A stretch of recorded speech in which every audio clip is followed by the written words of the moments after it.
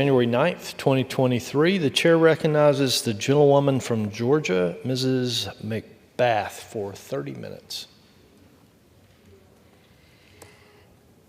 Thank you, Mr. Speaker, and I ask unanimous consent that all members have 5 legislative days to revise and extend the remarks and include extraneous material on the topic of this special order. Without objection. Thank you. Thank you, and I am honored tonight to host tonight's special order 30 minutes with the Gun Violence Prevention Task Force and Assistant Leader Nagoose. We are entering the final week of Gun Violence Awareness Month, and on this 25th day of June, it is estimated that over 2,500 Americans have lost their lives due to gun violence in this month alone.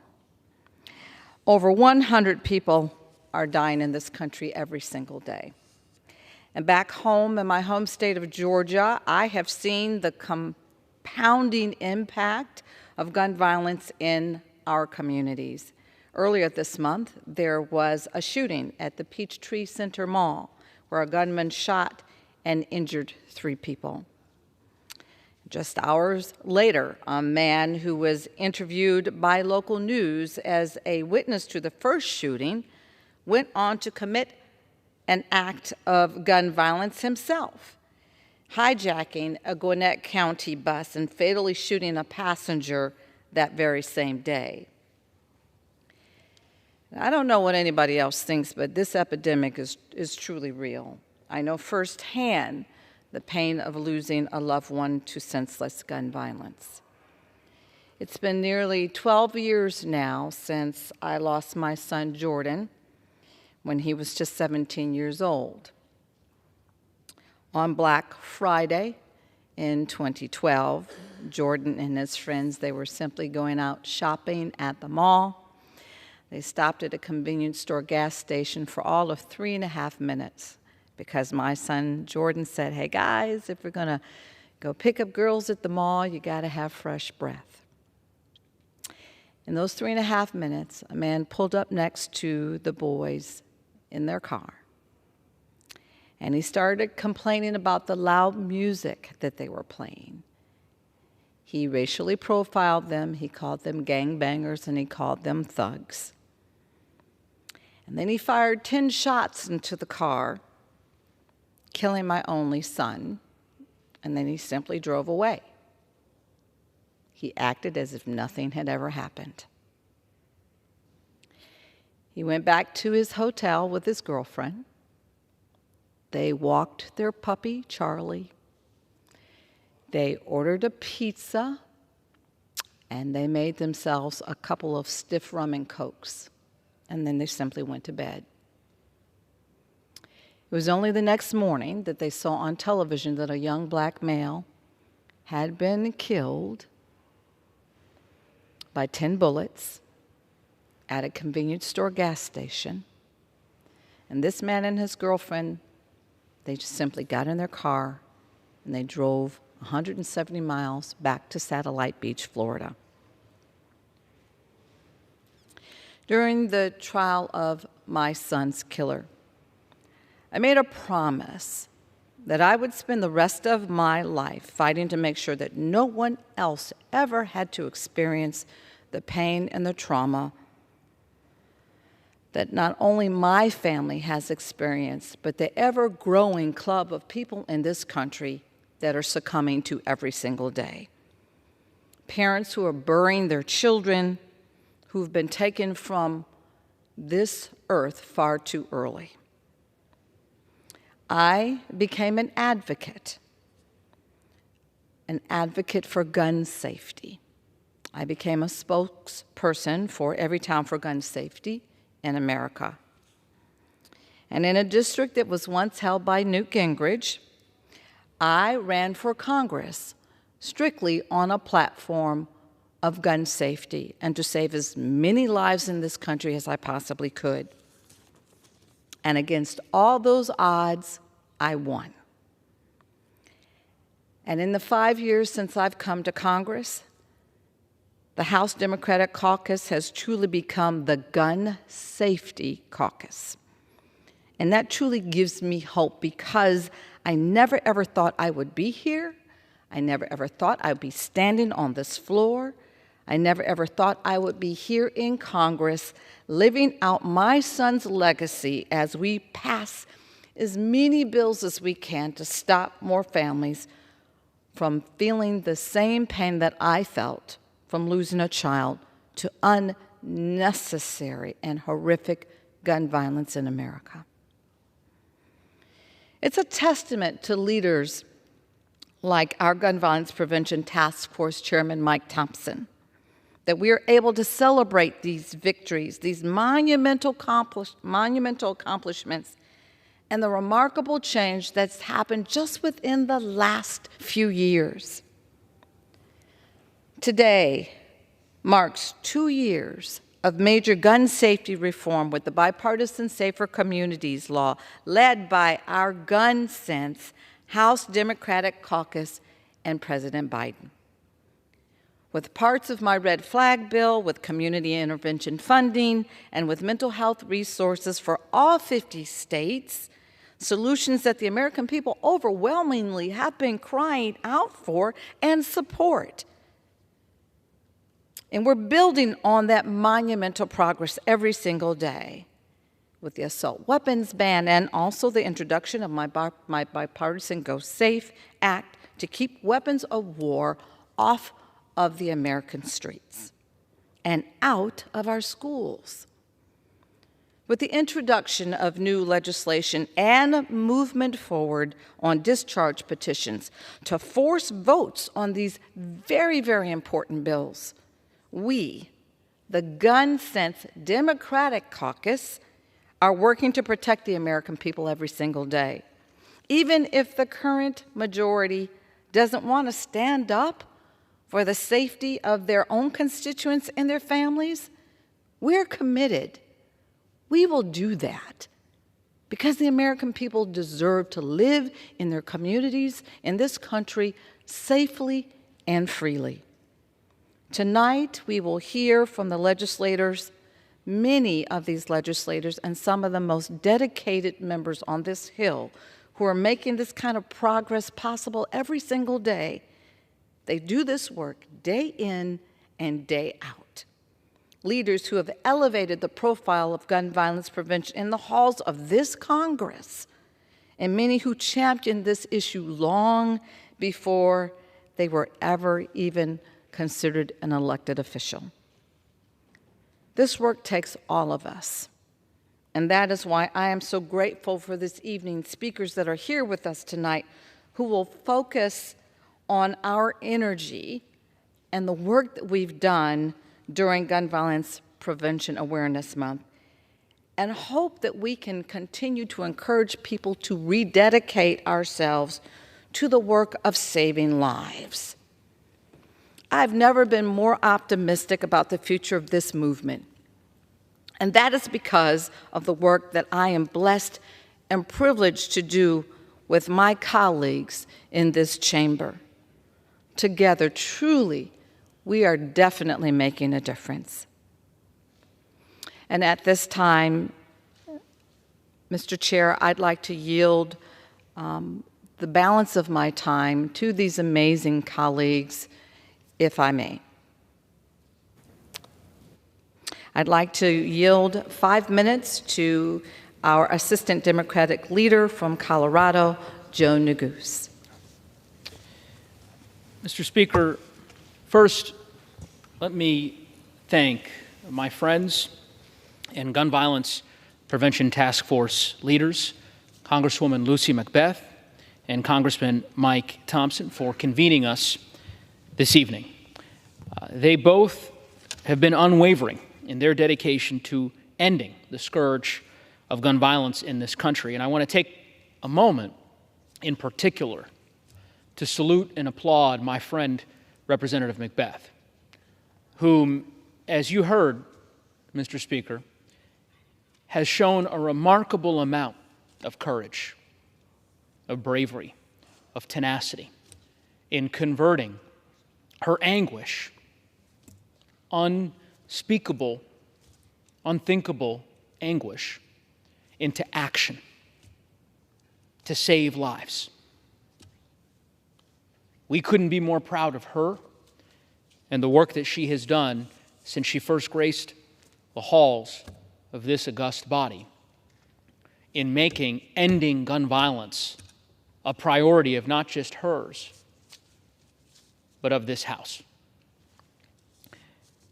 Mr. Speaker, in a country where gun violence is the leading cause of death among children, I'll repeat that just to let it sink in, that gun violence is the leading cause of death among children in the United States. It comes as no surprise that today the Surgeon General declared that gun violence in America now constitutes a public health crisis. My district, Mr. Speaker, has been acutely impacted by that crisis, by the pain of the gun violence epidemic. 3 years ago, a gunman walked into a local grocery store in my community in Boulder, Colorado. He killed, murdered, in cold blood, 10 of our beloved community members, including a police officer who made the ultimate sacrifice, saved lives, died in the line of duty. This tragedy and the shock waves that it has spurred across my state serve as a reminder of why we as a Congress cannot abandon our mission to end this epidemic. And my community, Mr. Speaker, is not alone. From Uvalde to Buffalo, from Parkland to Sandy Hook, to every corner of our country, there are communities just like ours, families devastated by the pain and anguish caused by gun violence, members, as you've heard, of this very chamber who've experienced devastating loss as a result of this epidemic. But it is with those we've lost in our hearts and at the forefront of our minds that we remain committed to ensuring that we turn such anguish into action. 2 years ago today, as you've heard, Mr. Speaker, many of us joined President Biden at the White House. I remember going to the White House with my colleague, Representative McBath, to celebrate the enactment of the bipartisan Safer Communities Act, which Representative McBath, Representative Robin Kelly, Representative Stephen Horsford, so many of the leaders whom you'll hear from tonight, Representative Haley Stevens and others, had worked vociferously to get across the finish line. The most significant and consequential gun violence prevention legislation that we've seen in decades.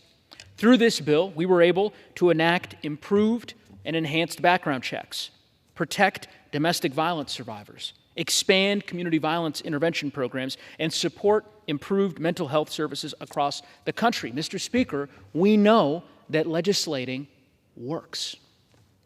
So, I'm here today with leaders like Representative Kennedy of Buffalo and Representative Manning from North Carolina, and Representative Stevens and Representative McBath, and so many others, to repeat the call that House Democrats have made time and time again, to say that we are ready to work in good faith with anyone to address what is clearly a pervasive problem across our country, to advance common sense reforms that we know will save lives. It is time for our colleagues on the other side of the aisle, for House Republicans, to do the same,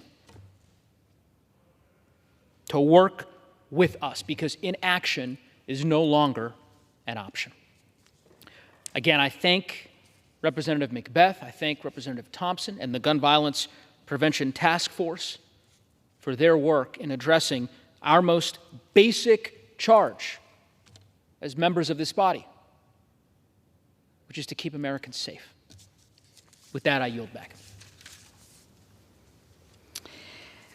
I'd like to thank Assistant Democratic Leader Joe Neguse. Thank you for your wonderful words. At this time, I'd like to yield 5 minutes of our time to Representative Haley Stevens of Michigan.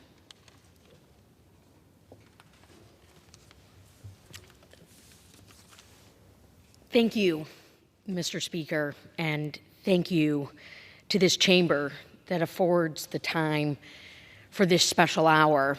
It is a profound and deep honor to stand here with my friend, who I'm also privileged to call one of my heroes, Congresswoman Lucy McBath, who I came into this very chamber with as new freshmen, the class of 2018. Most of us never ever had run for office, and we took on a new House majority in a very challenging time for this country.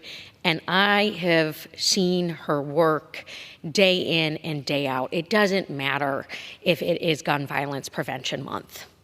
And while I never got to meet her son, Jordan, and his fate is certainly why I know his mother, I know his soul and I know his spirit, because his mother has channeled it into good and into change and into togetherness for this nation of ours.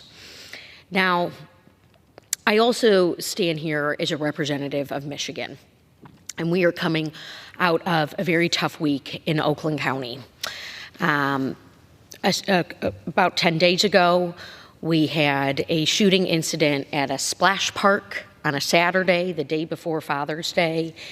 9 injured parents shielding their infant children, a grandfather, an 8-year-old shot in the head, still in the hospital, and another horrific scene, followed by the next Saturday, an Oakland County deputy sheriff shot while investigating a crime in Detroit.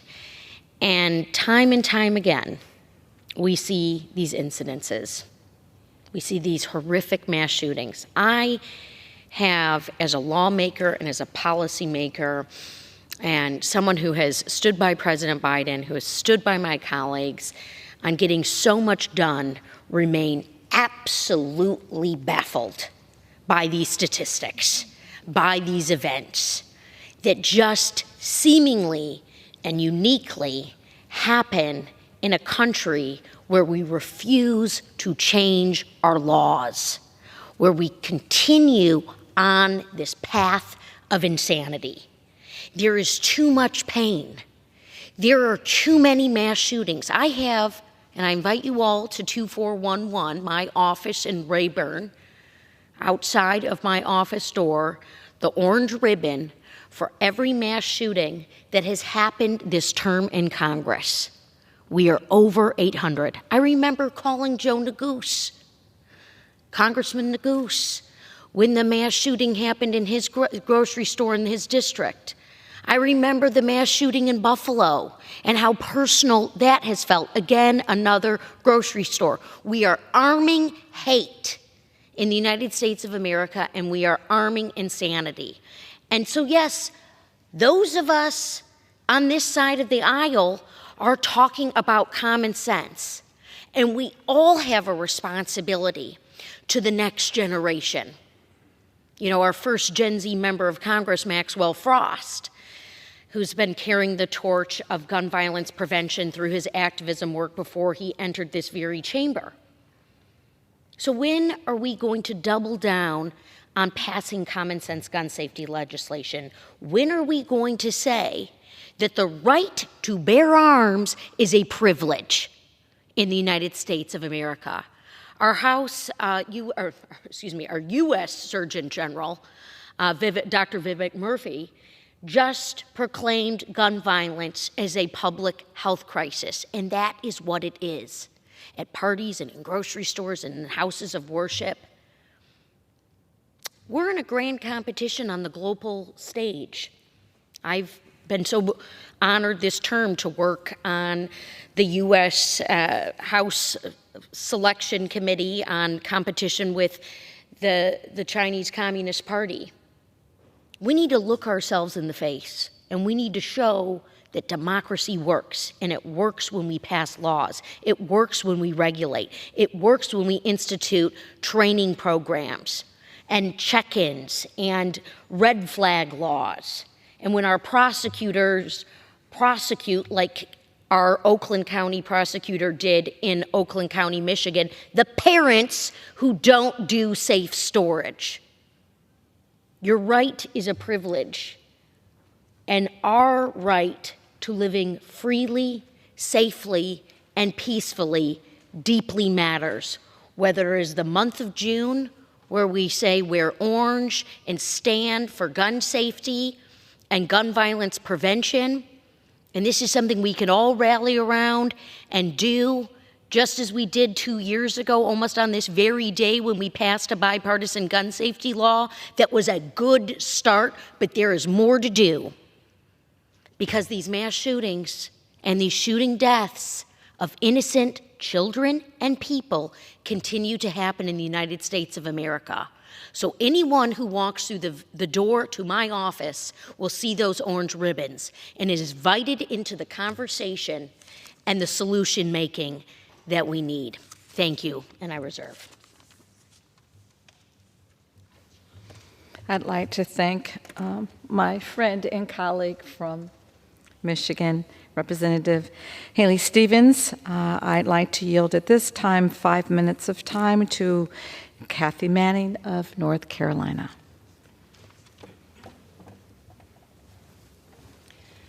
I want to thank my good friend, Representative Lucy McBath, for her courage and her persistence in taking a mother's unbearable pain following the loss of her son Jordan and turning that pain into a relentless effort to do everything possible to pass bills that will chip away at this terrible problem.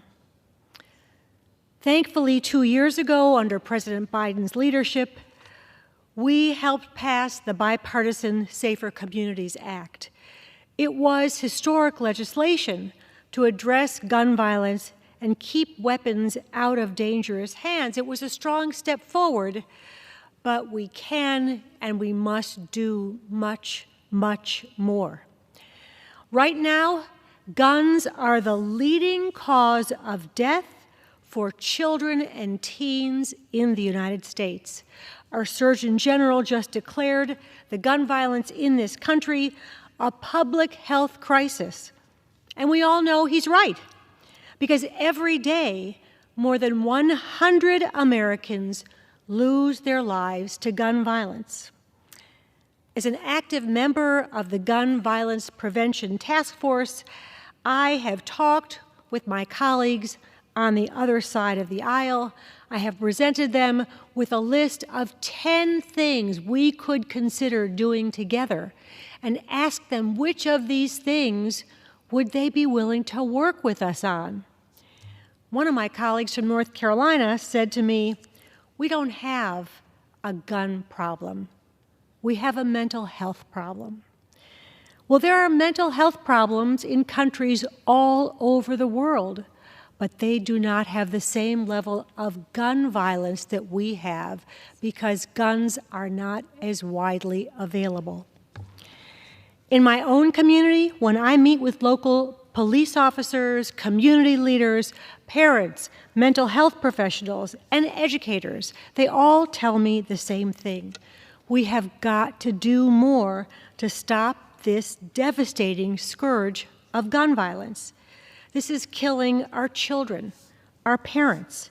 It's robbing people of their loved ones and leaving families of victims devastated, with a grief and a gaping loss that can never be repaired. In my district, North Carolina's 6th congressional district, we lost one of our best, most dedicated law enforcement officers to gun violence in the past year, Sergeant Dale Nix, a real hero who devoted his life to helping victims of domestic violence. Our whole community continues to mourn his loss. As an active member of the Gun Violence Prevention Task Force, I urge my colleagues to work with us on things that the vast majority of Americans agree on: universal background checks, safe storage laws, community violence intervention programs. We are ready to work with you. Please work with us to do the right thing for our children and our future. Thank you. I'd like to thank the gentlewoman from North Carolina. I'd like to yield 4 minutes to one of our newest members of the Democratic Caucus, Mr. Tim Kennedy of New York.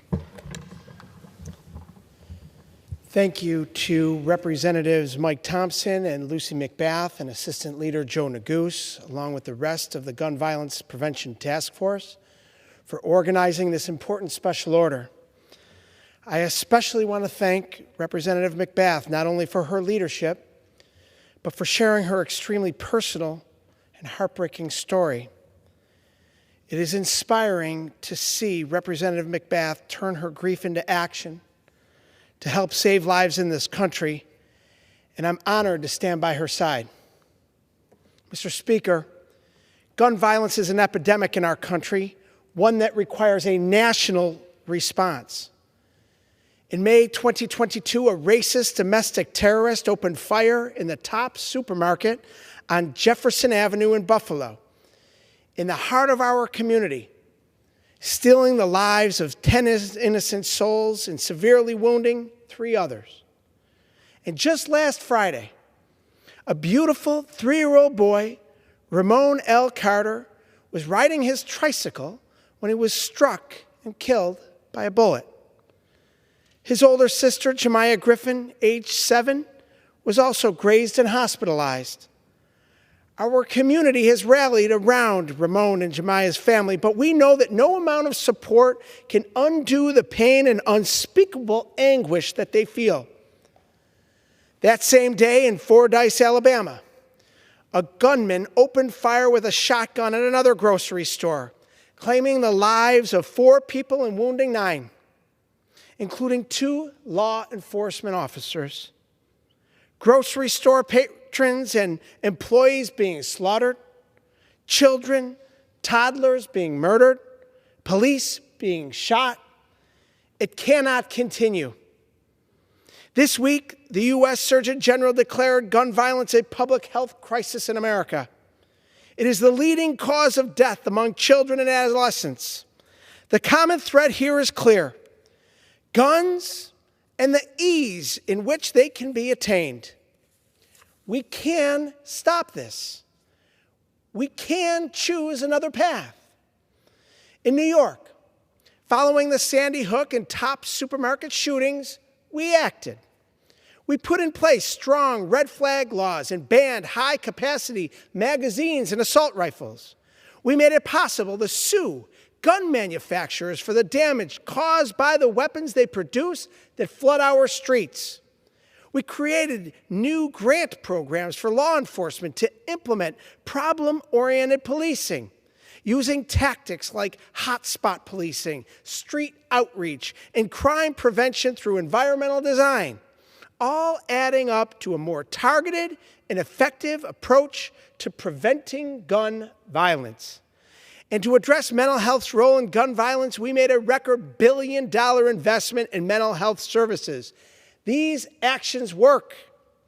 As of this month, police departments participating in the state's gun-involved violence elimination initiative saw a 28% decrease in shooting incidents, resulting in injuries in the first 5 months of the year. But those laws won't save lives across our country.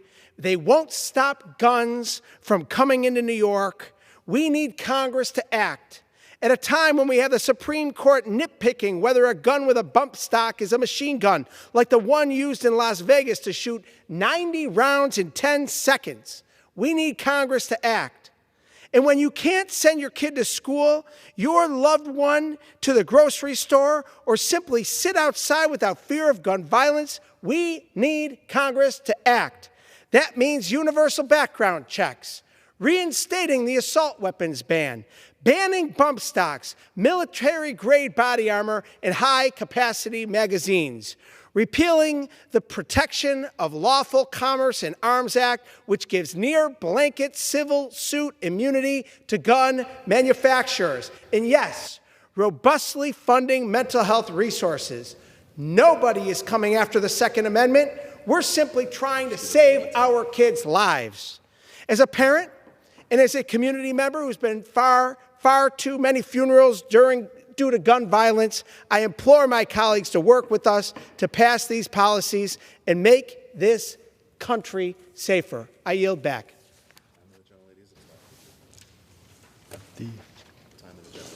The time of the gentlelady has expired. Thank you, Mr. Speaker. I want to thank my colleagues for their commitment to their communities and for the safety of this nation. Does the gentlelady have a motion? Does the gentlelady have a